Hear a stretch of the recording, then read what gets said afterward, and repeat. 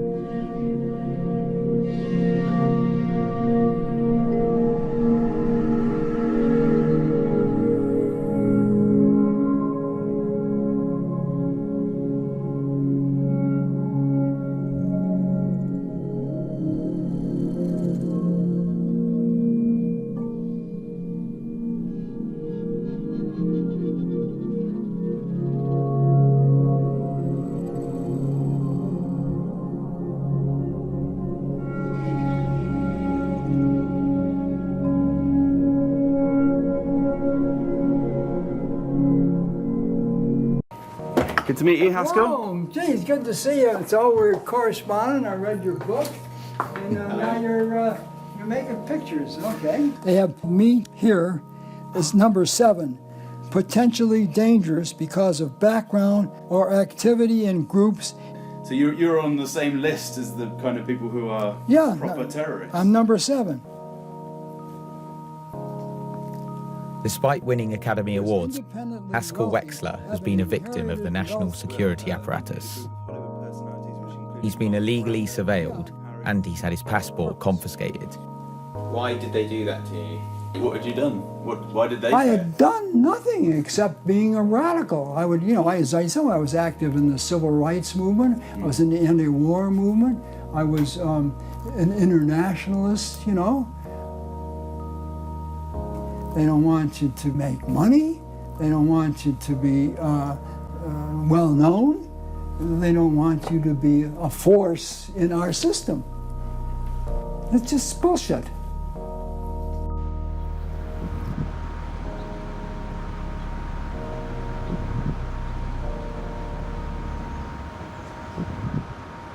Was Gary's script really that scandalous? Stealing money from a bank account?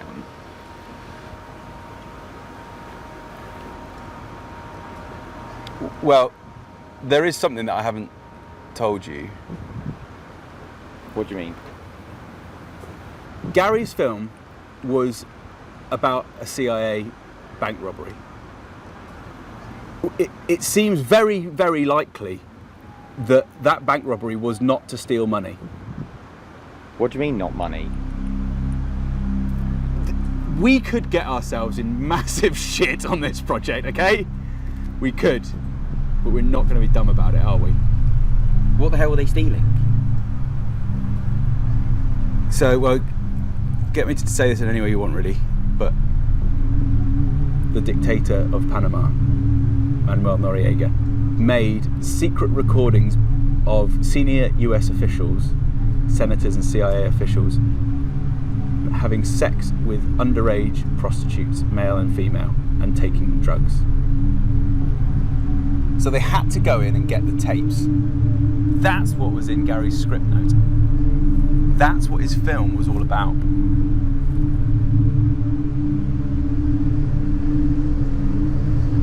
Isn't it notable from what Frank said that Frank is really, really careful not to say where he got this information from? Secondly, Frank is really careful not to say a specific country of where Gary went, and he's really careful not to say when it was. I'd wager a bet that Gary was there during the 1989 invasion. And you put an anti-war guy, or a guy who's becoming anti-war at that point, into that melee, and then he comes out of it, and then he's going to write a script about it, and then as he's transporting that script and presumably all the research, which for all we know could be copies of the sex tapes, and then he disappears that night, and then he turns up dead over a year later. Why are you only telling me this now? No wonder you've been so paranoid.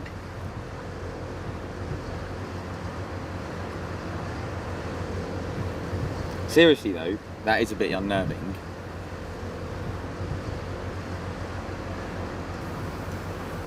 Let's just assume, just for the sake of argument, that I did want to overthrow the government, okay? So? So? What did Thomas Paine and George Washington and and the founders of this country wanted to do? They wanted to kick you Brits out of America.